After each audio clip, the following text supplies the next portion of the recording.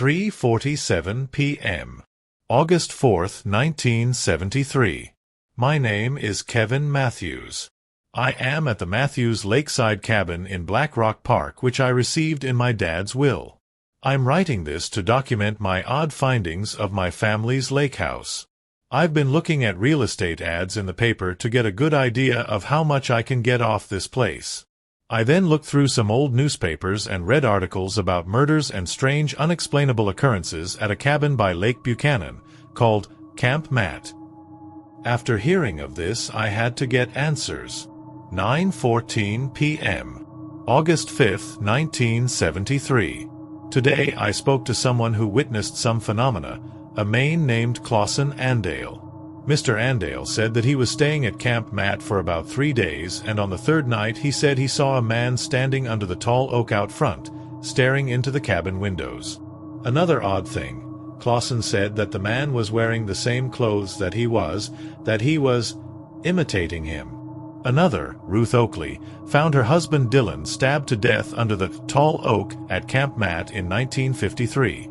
She swore her innocence to the police and that she had nothing to do with his death, but the only prints found on the knife were hers, and she claims she only touched the knife after pulling it out of her husband. She also told police that she locked the doors at night, but they were unlocked from the inside in the morning. After hearing about this tall oak out front both times, I realized this was no coincidence.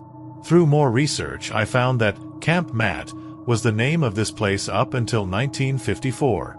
Clausen's encounter happened in 1952. Ruth's in 53. I'm staying at a crime scene only 3 years younger than myself.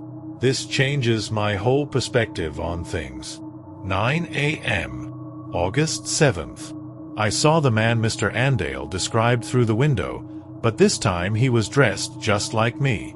Blue jeans with a hole on the right knee, plaid shirt, and a ripped-up baseball cap. He didn't budge at all.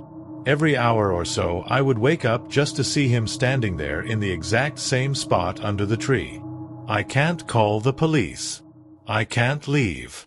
I fear for my life. August 9th. Time unknown. There is no longer any electricity in the lake house. I tried to leave when it was daylight outside, but when I opened the door it was night, and the man was still standing there. I think he's holding an axe. August 11th. It's morning again. I think. My watch says it's 5:13 p.m., but that's most likely false.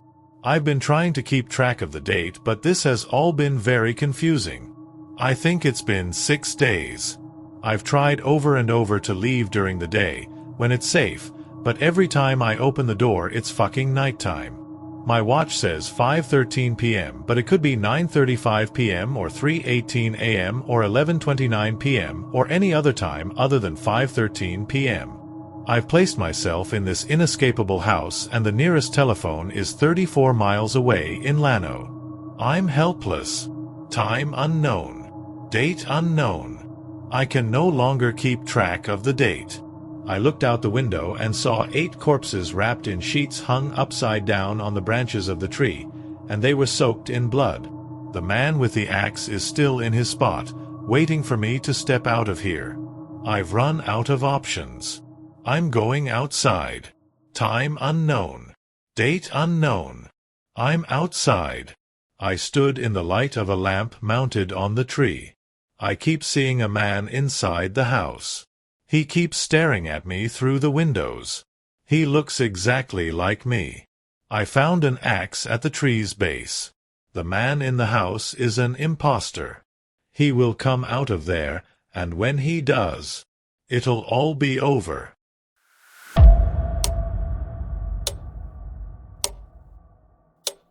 In 1998, I got a new teaching job in a new town. To save money, I moved into a small house that was for rent. My roommate, Claire, was nice enough, and the two of us got along easily. I moved in and found my room. While unpacking, I came across an old framed photograph. 3 men dressed as hospital orderlies were sitting together in the living room of the house. These 3 men had once lived in the house I was now renting with Claire. I didn't want to throw away the photograph. It didn't seem right. But I didn't want to keep it, either. I chose to hang the picture up in the living room as decoration and a reminder of the friendship that once bloomed in the house. On the first night I was awakened by Claire stumbling around in the dark in my bedroom. Flipping on the lights I saw Claire and realized that she was sleepwalking. I called her name and finally woke Claire up, and she, confused by what had happened, apologized and told me that she had never slept-walked before. Claire was shaking. She then went on to explain that she was having a vivid and bizarre dream. In her dream she was in a hospital and a woman, a patient, was holding her hand and leading her down the hallway as if the woman wanted Claire to see something. The next morning I went for a jog and spied an abandoned building a few blocks away from my house. The building was massive, the windows broken and the doors chained. There were no signs on the outside of the building, but by all outward appearances it looked like a hospital. I was staring at the building as if in a trance when I noticed that there was something, or someone looking back at me from the fifth-floor window. As soon as I made eye contact, it disappeared. The whole area, the building and the quiet creeped me out. I ran for home. That night Claire and I sat down together to watch a movie, drink some wine and talk. When I brought up my crazy ex-boyfriend, Claire laughed a little. She remarked that my ex sounded like her during her wilder days. She went on to tell me that she had a mental breakdown a few years ago and that she was on medication, but she was better now and it was all behind her. Her story sent a chill up my spine. I barely knew her and I learn about this. Later when I went to bed I heard a crash outside my window. I threw back the curtain and saw Claire walking off the porch, breaking a flower pot as she moved. I opened my window and yelled her name, but she didn't respond. Claire was walking down the street toward the abandoned hospital, sleepwalking, her hand outstretched as if she was being guided by some unseen force. I threw on some clothes and ran outside the house, still calling Claire's name. By the time I caught up to her, she was stepping inside the hospital doors. Someone had unchained the doors. I was too afraid to walk inside the hospital after her. I hesitated and I regret it to this day. When I finally worked up the nerve to walk inside, I was greeted by an elderly homeless woman. I asked her if she had seen anyone come into the hospital just now, and all she did was smile at me and turn away. I panicked and stepped back outside. The foreboding feeling was overwhelming. I looked up at the hospital and saw Claire hanging out a window on the fifth floor. I yelled her name, but I couldn't get her attention. I'll never forget the look on her face. Pure terror. Claire kept leaning out the window and looking back into the hospital as if she was afraid of someone or something. Sometimes she'd look down, seemingly straight at me, but she still never saw me. I called her name desperately as I watched her climb out through the window and jump. She died in front of me. The police arrived and I told them everything about Claire's sleepwalking. But when they learned about her history of mental illness, they quickly chalked it up to a suicide, and that was the end of her story. A week later I read her obituary in the newspaper, and in the article they confirmed that the abandoned hospital was in fact a hospital. A mental hospital. I fell asleep that night. I had a very strange dream. I was walking down the hall of a hospital, a woman in a hospital gown holding my hand. She was guiding me somewhere, and she kept looking back to make sure I was still following. The snapping of fingers and a man's voice startled me awake. I had been dreaming. I had been sleepwalking. I had walked the 4 blocks from my house to the street of the abandoned hospital. A man had almost hit me with his car. If he hadn't have woken me up, I'm not sure what wouldn't happened. The idea of sleep was now terrifying. So much had happened in such little time. I tried to keep awake for as long as possible. But eventually, as it often does, sleep overtook me. The dream, the same dream about being in the hospital, repeated. This time when I woke up, however, I wasn't in my bed or standing in the street. I was laying the bed frame of an old cot inside the hospital. Scared, I walked through the halls trying to find the stairs and get out, but I found nothing. I heard muffled voices and screams coming from all the empty rooms that lined the halls. I rounded a corner and came face to face with 3 people all dressed as patients. One patient was the woman from my dream.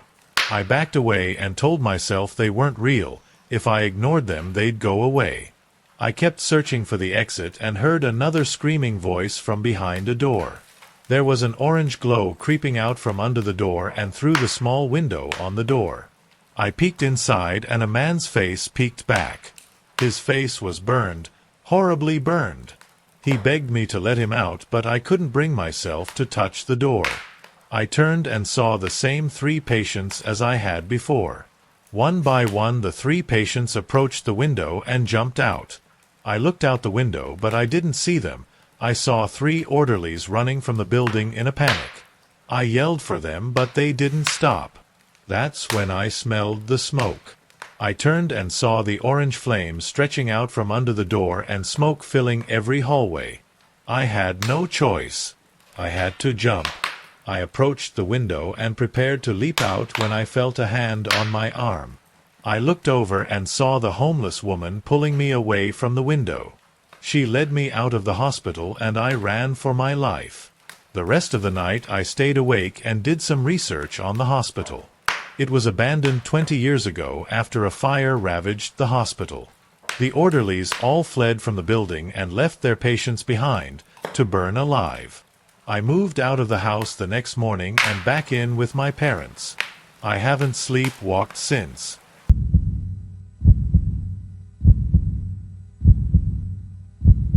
A true story.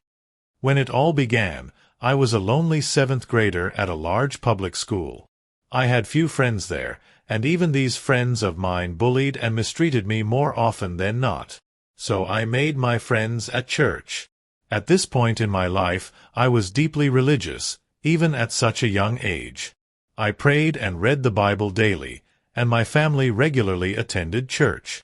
However, no matter how much effort I put into my religion, I always felt a great distance between me and God. I could spend all day praying, but every time I tried, I still felt like I was talking to the wall.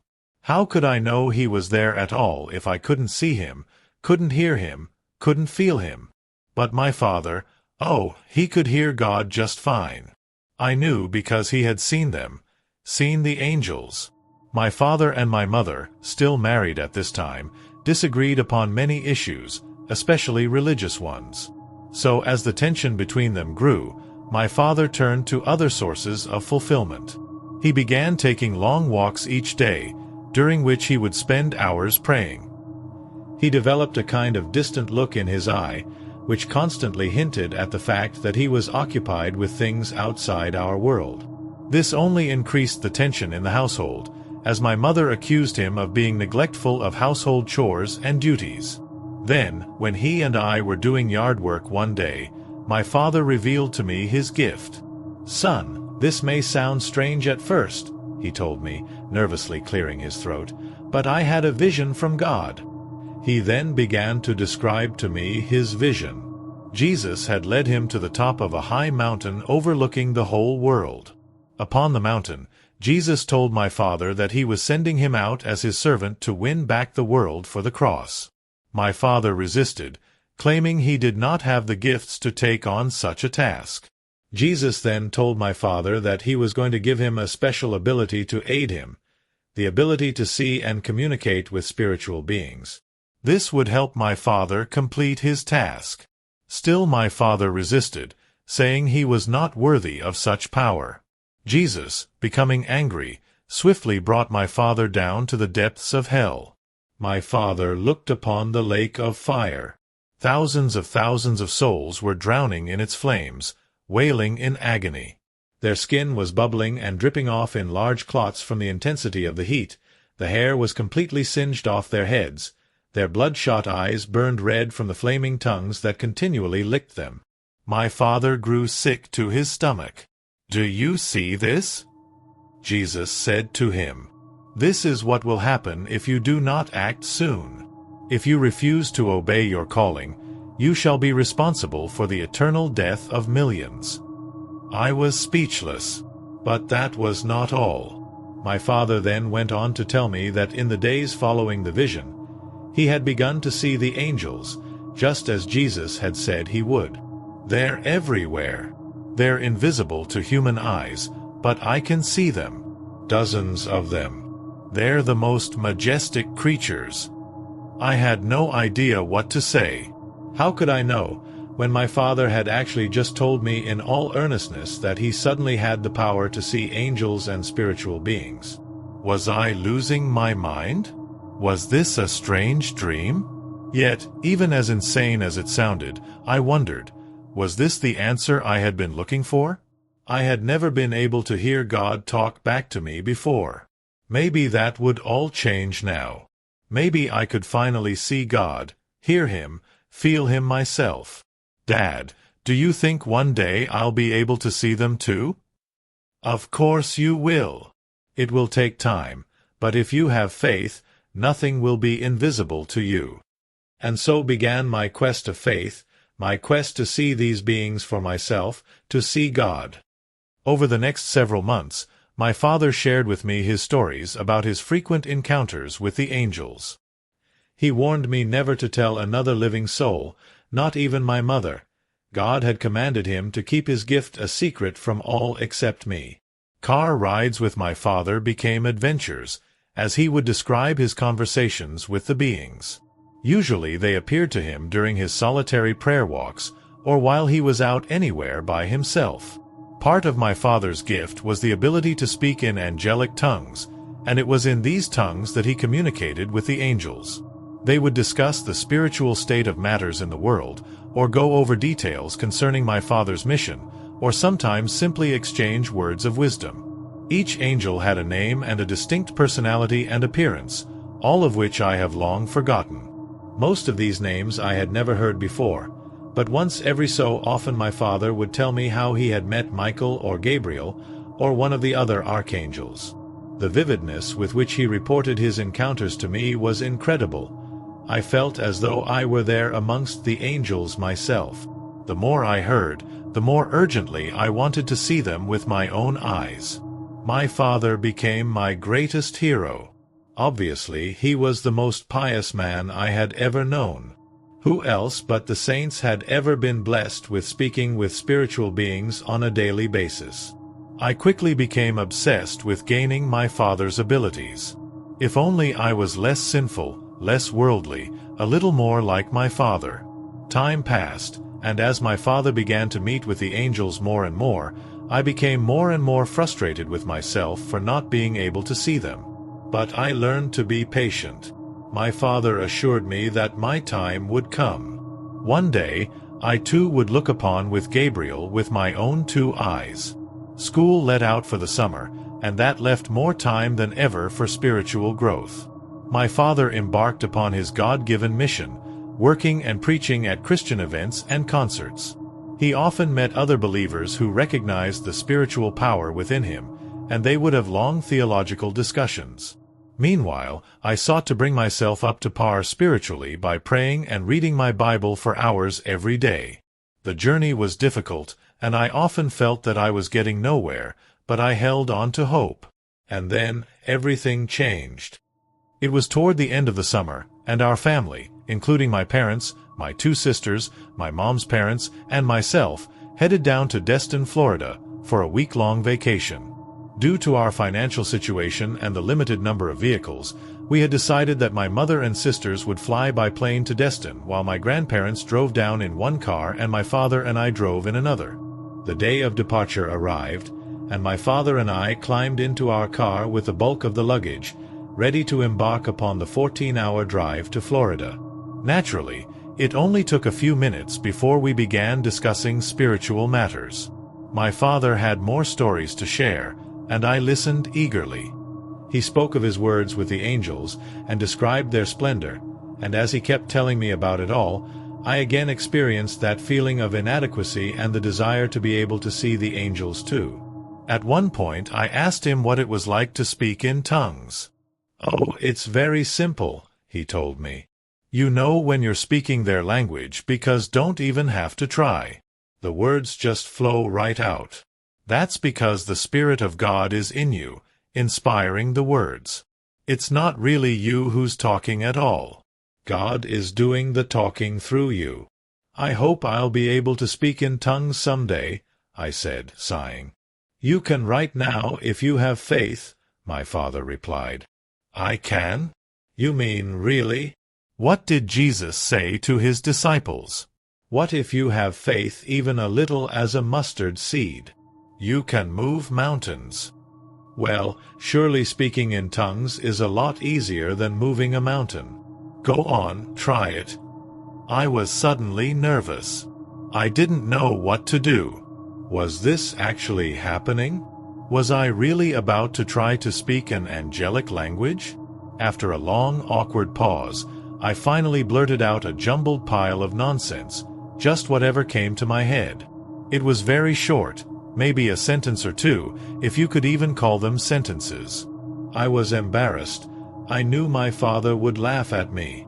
You did it. See, my father exclaimed, much to my surprise. You just spoke their language. All you need is faith. I'm proud of you, son. I really did it then, huh? I said, trying to hide the fact that I wasn't convinced. I knew I had just made those words up. There was no Spirit of God involved. But I didn't want to disappoint my father, so I played along. I even talked myself into half believing that maybe I had done it, maybe I was just too young to realize it. Regardless, I never made a second attempt after that day. The vacation in Florida was a disaster. My mother and father argued practically the entire time, and it made everyone else just miserable. Looking back, that trip was one of the lowest points in their whole marriage. Much of the fighting was due to the fact that my father was becoming increasingly out of touch with the family as he was focusing on his time with the angels. Of course, I was the only one who knew this, but everyone could tell something was going on in his head. I wished I could just blurt out the truth and defend my father. I wanted to end the fighting and tell everyone that he was actually trying to save souls, and that meanwhile they were angry at him for it. The vacation finally ended, and the family went their separate ways for the return journey. My father and I once again were in the car alone. This time, things were much different. At one point, my father told me that he had something very terrible to tell me. I've been having more visions, he told me. I've been talking to God, and God told me that your mother is going to die soon. I turned still as stone. The world froze. My brain turned numb. I had just been told that my mother was going to die. I tried to digest it. The idea was almost too preposterous to fit in my head. He went on to tell me that he did not know how she would die, but that he had been given a date. He could not share the date with me, however, but it was to happen soon, in accordance with God's plan. Meanwhile, God had shown my father the woman he would marry when my mother had died. She was a woman he had met at one of the Christian concerts he had worked at. She would become our new stepmother. The rest of the trip was spent recovering from the news. As horrible as it was, I knew God must have had a plan. If I was to one day experience him fully, I would have to trust him in all things. I tried to remember that when we arrived back at home. A week later I was in Oregon visiting my cousins right before school started. My father had told me that he would stay in touch with me. I still did not know when my mother's time would come, and I was filled with anxiety from the suspense. I tried to enjoy my last vacation of the summer, but it was hard when I had to live with the fact that my mother might die any day.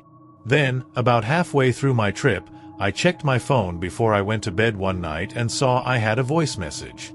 It was from my father. My heart skipped a beat. Not knowing what to expect, I reluctantly picked up the phone and called voicemail. I listened to my father's message. I could hear the sadness in his voice. "Hey, it's Dad. I have some bad news. I know this will be hard to take in. Remember how I said that God told me your mother was going to die? Well, today was supposed to be the day. Son, your mother is still very much alive. All the visions, all the angels, all the conversations with God, none of that was real. I've gone to the doctor and found out that I suffer from bipolar disorder and severe hallucinations. I am mentally ill, and I've been prescribed medication. I'm so sorry I drug you through all my craziness. I guess we have a lot to talk about. Give me a call when you get a chance. Bye. I set down the phone. Then I collapsed onto my bed and began sobbing. 5 years later, I am finally writing down the full account of this story. Maybe it has touched you. Maybe it has left you disappointed. My father still struggles with his mental illnesses today, but with counseling and medication he is able to live a happy, quiet life. He has spent many years rebuilding his relationship with God. He continues to pray and read the Bible daily, and he attends church every week.